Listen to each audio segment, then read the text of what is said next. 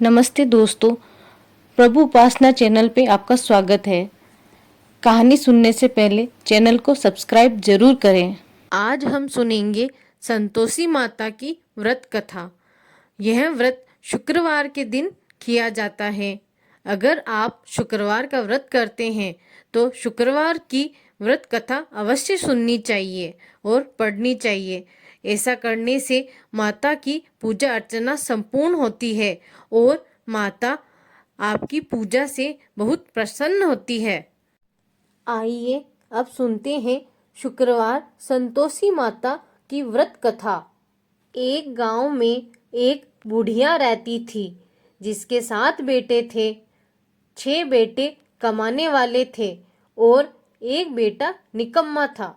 बुढ़िया माँ 6 पुत्रों का झूठा 7वें पुत्र को देती। 7वां पुत्र एक दिन अपनी पत्नी से बोला, देखो मेरी माता का मुझ पर कितना प्रेम है। वह बोली, क्यों नहीं, सबका झूठा बचा हुआ तुमको खिलाती है। पुत्र बोला, जब तक आंखों से न देखे मान नहीं सकता। पत्नी ने हंसकर कहा, देख लोगे तब तो मानोगे। कुछ दिन बाद एक बड़ा त्योहार आया। घर में 7 प्रकार के भोजन और चूरमा के लड्डू बने। वह पत्नी की बात को जांचने के लिए सिरदर्द का बहाना बनाकर पतला कपड़ा सिर पर ओढ़कर रसोई में जाकर सो गया और कपड़े में से सब देखता रहा। 6 भाई भोजन करने आए। उसने देखा माँ ने उनके लिए सुंदर सुंदर आसन बिछाए, 7 प्रकार की रसोई परोसी और आग्रह कर करके उन्हें भोजन कराती रही। वह देखता रहा। 6 भाई भोजन कर उठ गए। तब माँ ने उनकी 6 थालियों में से लड्डुओं के टुकड़ों को उठाया और एक लड्डू बनाया। जूठन साफ कर माँ ने उसे पुकारा, उठ बेटा उठ, तेरे भाइयों ने भोजन कर लिया, तू भी उठकर भोजन कर ले। उसने कहा, माँ मुझे भोजन नहीं करना, मैं परदेश जा रहा हूँ। माता ने कहा, कल जाना हो तो आज ही जा। वह बोला, हाँ हाँ जा रहा हूँ। यह कहकर वह घर से निकल गया। चलते समय उसे पत्नी की याद आई। वह गौशाला में कंडे थाप रही थी।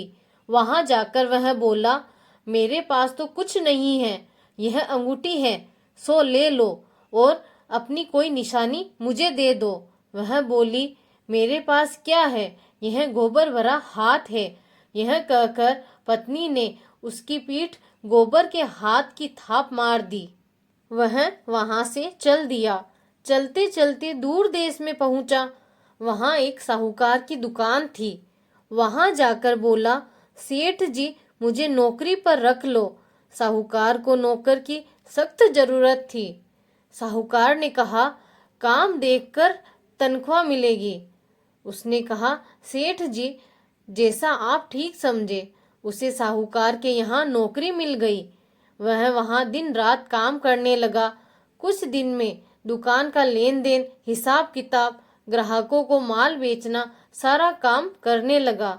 साहूकार के 7-8 नौकर थे। वे सब चक्कर खाने लगे, लेकिन उसने अपनी लगन, परिश्रम और ईमानदारी से सभी को पीछे छोड़ दिया। उसे अपने किए का फल मिला। सेठ जी ने भी उसका काम देखा और 3 महीने में ही उसे मुनाफे में साझीदार बना लिया। परिश्रम करते करते 12 वर्ष में ही वह नगर का नामी सेठ बन गया और सेठ अपना सारा कारोबार उस पर छोड़कर बाहर चला गया। इधर उसकी पत्नी पर क्या बीती वह सुने। सास ससुर उसे दुख देने लगे। गृहस्थी का काम करवाकर उसे लकड़ी लेने जंगल में भेजते। इस बीच घर की रोटियों के आटे से जो भूसी निकलती, उसकी रोटी बनाकर रख दी जाती और फूटे नारियल की नरेली में पानी दिया जाता। इस तरह दिन बीतते रहे। एक दिन जब वह जंगल में लकड़ी लेने जा रही थी, तब उसे रास्ते में बहुत सी स्त्रियां संतोषी माता का व्रत करती दिखाई दी। यह वहां खड़ी होकर पूछने लगी, बहनों यह तुम किस देवता का व्रत करती हो और इसके करने से क्या फल होता है? इस व्रत के करने की क्या विधि है? यदि तुम अपने इस व्रत का विधान मुझे समझाकर बताओगी तो मैं तुम्हारा बड़ा एहसान मानूंगी। उनमें से एक स्त्री बोली, सुनो, यह संतोषी माता का व्रत है। इसे करने से निर्धनता, दरिद्रता का नाश होता है, लक्ष्मी आती है, मन की चिंताएं दूर होती है, मन को प्रसन्नता और शांति मिलती है, निपुति को पुत्र मिलता है, प्रीतम बाहर गया हो तो वह शीघ्र लौट आता है, कुंवारी कन्या को मनपसंद वर मिलता है, चलता मुकदमा खत्म हो जाता है, कलह कलेश की निवृत्ति हो जाती है, मुख शांति होती है, घर में धन जमा हो, धन जायदाद का लाभ होता है, तथा और भी मन में जो कुछ कामना हो वह संतोषी माता की कृपा से पूरी होती है, इसमें कोई संदेह नहीं। वह पूछने लगी, यह व्रत कैसे किया जाता है, यह भी बताओ तो बड़ी कृपा होगी। वह स्त्री कहने लगी, बिना परेशानी, श्रद्धा और प्रेम से जितना भी बन सके प्रसाद लेना, 5.25 पैसे से 5.25 आने तथा इससे भी ज्यादा शक्ति और भक्ति के अनुसार गुड़ और चना ले। हर शुक्रवार को निराहार रहकर कथा कहना और सुनना चाहिए। लगातार नियम पालन के करना चाहिए। सुनने वाला कोई न मिले तो घी का दीपक जलाकर उसके आगे जल के पात्र को रखकर कथा कहना, परंतु नियम नहीं टूटे। जब तक कार्य सिद्ध न हो नियम पालन करना और कार्य सिद्ध हो जाए तब व्रत का उद्यापन करना। 3 मास में माता पूरा फल प्रदान करती है। यदि किसी के ग्रह खोटे हैं तो माता 1 वर्ष में अवश्य उनको अनुकूल करती है। कार्य सिद्ध होने पर ही उद्यापन करना चाहिए, बीच में नहीं। उद्यापन में 2.5 सेर आटे का खाजा तथा इसके अनुसार खीर तथा चने का साग बनाना चाहिए। 8 बच्चों को भोजन कराना। जहाँ तक मिले देवर, जेठ, भाई बंधु, कुटुंब के लड़के लेना, न मिले तो रिश्तेदारों और पड़ोसियों के लड़के बुलाना, उन्हें भोजन करा, यथाशक्ति दक्षिणा दे। माता का नियम पूरा करना। ध्यान रखना उस दिन घर में कोई खटाई न खाए। यह सुन वह वहां से चल दी। रास्ते में लकड़ी के बोझ को बेच दिया और उन पैसों से गुड़ चना ले माता के व्रत की तैयारी कर आगे चली। रास्ते में संतोषी माता के मंदिर में जा माता के चरणों में लौटने लगी, विनती करने लगी, माँ मैं दीन हूँ, निपट मूर्ख हूँ, व्रत के लिए नियम कुछ नहीं जानती, मैं बहुत दुखी हूँ। हे माता मेरा दुख दूर कर, मैं तेरी शरण में हूँ। माता को दया आई। एक शुक्रवार बीता कि दूसरा शुक्रवार को ही उसके पति का पत्र आया और तीसरे शुक्रवार को उसका भेजा हुआ पैसा आ पहुंचा। यह देखकर जेठानी मुंह सिकोड़ने लगी। इतने दिनों बाद इतना पैसा आया, इसमें क्या बड़ाई है। लड़के ताने देने लगे। काकी के पास अब पत्र आने लगे, रुपया आने लगा। अब तो काकी की खातिर बढ़ेगी, अब तो काकी बुलाने से भी नहीं बोलेगी। बेचारी सरलता से कहती, भैया पत्र आए, रुपया आए तो हम सबके लिए अच्छा है। ऐसा कहकर आंखों में आंसू भरकर संतोषी माता के मंदिर में जा मातेश्वरी के चरणों में गिरकर रोने लगी। माँ मैंने तुमसे पैसा नहीं मांगा, मुझे पैसे से क्या काम, मुझे तो अपने सुहाग से काम है, मैं तो अपने स्वामी के दर्शन और सेवा मांगती। तब माता ने प्रसन्न होकर, जा बेटी तेरा स्वामी जल्द ही आएगा। यह सुन खुशी से बावली हो वह घर आकर काम करने लगी। संतोषी माँ विचार करने लगी, इस भोली पुत्री से मैंने कह तो दिया कि तेरा पति शीघ्र आएगा, पर आएगा कहाँ से, वह तो इसे स्वप्न में भी याद नहीं करता। उसे इसकी याद दिलाने तो मुझे ही जाना पड़ेगा। संतोषी माता ने उस बुढ़िया के बेटे को स्वप्न में समझाया, पुत्र तेरे घर वाली कष्ट उठा रही है। यह बोला, हाँ माता यह तो मुझे भी मालूम है, परंतु क्या करूं, वहां कैसे जाऊं, परदेश की बात है, लेन देन सारा हिसाब किताब है, कोई जाने का रास्ता नजर नहीं आता। हे माता, आप ही कोई राह दिखाए कि वहाँ कैसे जाऊं। माँ कहने लगी, सवेरे नहा धोकर संतोषी माता का नाम ले, घी का दीपक जला, दंडवत कर और दुकान पर जा बैठना।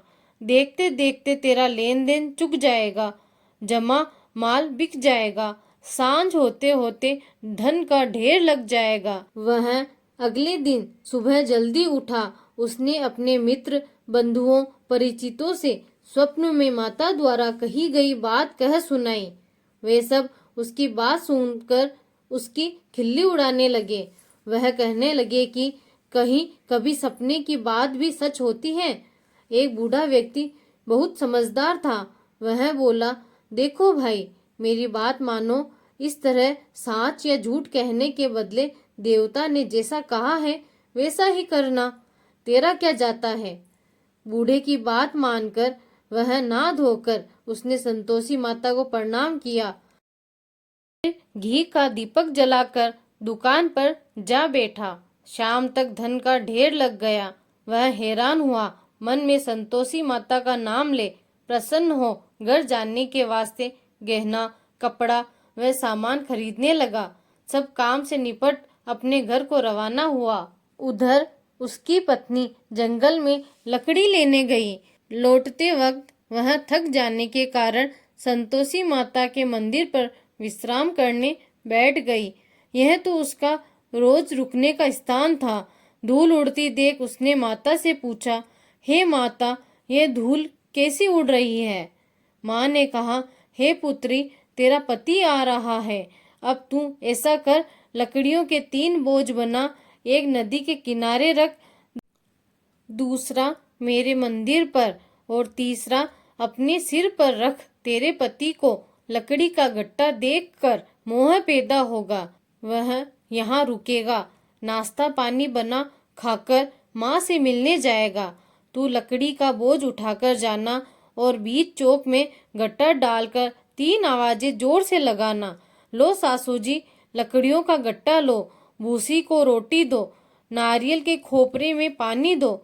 आज कौन मेहमान आया है। संतोषी माँ की बात सुनकर वह बहुत अच्छा माँ कहकर प्रसन्न मन से लकड़ियों के 3 बोझ बना लाई। एक नदी के तट पर, दूसरा माता के मंदिर पर रखा। इतने में ही मुसाफिर वहां पहुंचा। सूखी लकड़ी देख उसको इच्छा हुई अब वहीं विश्राम कर ले और भोजन बनाकर खा पीकर गांव चले। इस प्रकार भोजन कर विश्राम कर वह अपने गांव में आ गया। उसी समय बहू सिर पर लकड़ी का गट्टा लिए आई। उसने गट्टे को आंगन में डाला, जोर से 3 आवाजें दी। लो सासू जी, लकड़ी का गट्टा लो, भूसी की रोटी दो, नारियल के खोपरे में पानी दो। आज कौन मेहमान आया है। यह सुनकर सास ने अपने दिए हुए कष्टों को बुलाने के लिए कहा, बहू तू ऐसा क्यों कहती है, तेरा मालिक ही तो आया है। बैठ, मीठा भात खाकर कपड़े गहने पहन। पत्नी की आवाज सुनकर उसका स्वामी बाहर आया और उसके हाथ में पहनी अंगूठी देख व्याकुल हो गया। उसने माँ से पूछा, माँ यह कौन है। माँ बोली, बेटा तेरी पत्नी है। आज 12 वर्ष हो गए जब से तू गया है, तब से सारे गांव में जानवर की तरह भटकती फिरती है, कामकाज कुछ करती नहीं, 4 समय आकर खा जाती है। अब मुझे देख, भूसी की रोटी और नारियल के खोपरे में पानी मांगती है। वह बोला, माँ मैंने इसे भी देखा है और तुम्हें भी। मुझे दूसरे घर की चाबी दो, मैं उसमें रहूंगा। ठीक है बेटा, जैसे तेरी मर्जी, कहकर माँ ने चाबी का गुच्छा बेटे के सामने रख दिया। उसने दूसरे घर को खोलकर सारा सामान जमाया। एक ही दिन में वहां राजा के महल जैसा ठाट बाट बन गया। अब क्या था, वह सुख भोगने लगी। अगला शुक्रवार उसने पति से कहा, मुझे संतोषी माता का उद्यापन करना है। पति बोला, बहुत अच्छा, खुशी से कर लो। वह उद्यापन की तैयारी करने लगी। जेठ के लड़कों को भोजन के लिए कहने गई। उन्होंने मंजूर किया, परंतु पीछे से जेठानी ने अपने बच्चों को सिखलाया, देखो रे, भोजन के समय सब लोग खटाई मांगना, जिससे उसका उद्यापन पूरा न हो।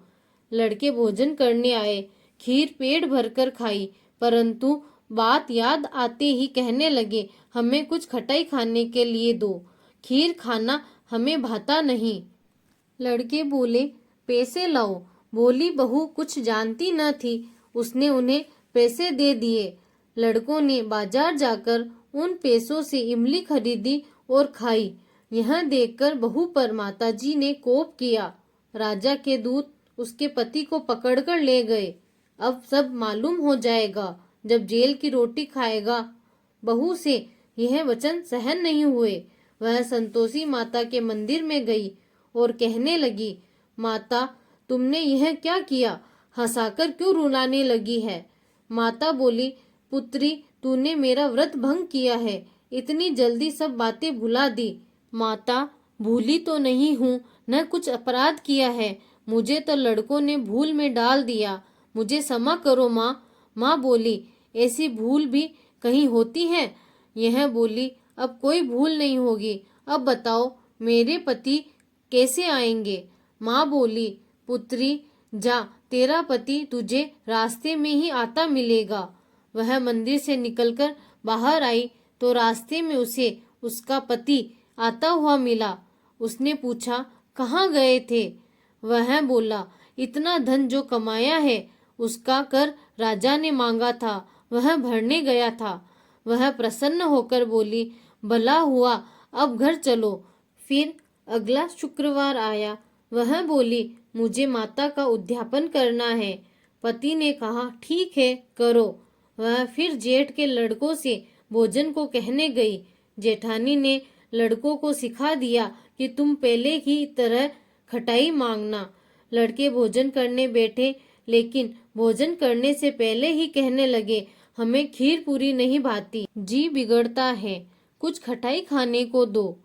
यह बोली, खटाई खाने को नहीं मिलेगी, खाना हो तो खाओ। उन्हें उठकर चले जाने पर उसने ब्राह्मणों के लड़के बुलाकर भोजन करवाया। दक्षिणा की जगह उन्हें एक एक फल दिया।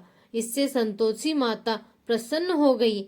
माता की कृपा से 9 माह बाद उनको चंद्रमा के समान एक सुंदर पुत्र प्राप्त हुआ। पुत्र को लेकर वह प्रतिदिन संतोषी माता के मंदिर में जाने लगी। माँ ने सोचा कि यह रोज आती है, आज क्यों न मैं ही इसके घर चलूं, इसका आसरा देखूं तो सही। यह विचार कर माता ने भयानक रूप बनाया। गुड़ और चने से सना मुख, ऊपर से मुंड के समान होठ, उस पर मक्खियां भिनभिना रही थी। दहलीज में पैर रखते ही उसकी सास चिल्लाई, देखो रे, कोई चुड़ैल डाकिनी चली आ रही है, लड़कों इसे भगाओ, नहीं तो सबको खा जाएगी। बहू रोशनदान से देख रही थी, वहीं प्रसन्न हो उठी, आज मेरी माता मेरे घर आई है। यह कहकर दूध पीते बच्चे को गोद उतार दिया। इस पर उसको सास क्रोध में भरकर बोली, अरे रांड, इसे देखकर कैसी उतावली हुई है जो अपने बच्चे को पटक दिया। इतने में माँ के प्रताप से जहाँ देखो वहाँ लड़के ही लड़के नजर आने लगे। यह बोली, माँ जी, मैं जिनका व्रत करती हूँ यह वही संतोषी माता है। इतना कह उसने झट से घर के सारे किवाड़ खोल दिए। सबने माता के चरण पकड़ लिए और विनती कर कहने लगे, हे माता, हम मूर्ख हैं, अज्ञानी हैं, तुम्हारे व्रत की विधि हम नहीं जानते, तुम्हारा व्रत भंग कर हमने बड़ा अपराध किया है। हे माता, आप हमारे अपराध को क्षमा करना। हे माता, आप हमारे अपराधों को क्षमा करो। इस प्रकार बार बार कहने पर संतोषी माता प्रसन्न हुई। इसके बाद उसकी सास कहने लगी, हे संतोषी माता, आपने बहू को जैसा फल दिया वैसा सबको देना। जो इस कथा को सुने या पढ़े उसका मनोरथ पूर्ण करना। जय संतोषी माँ।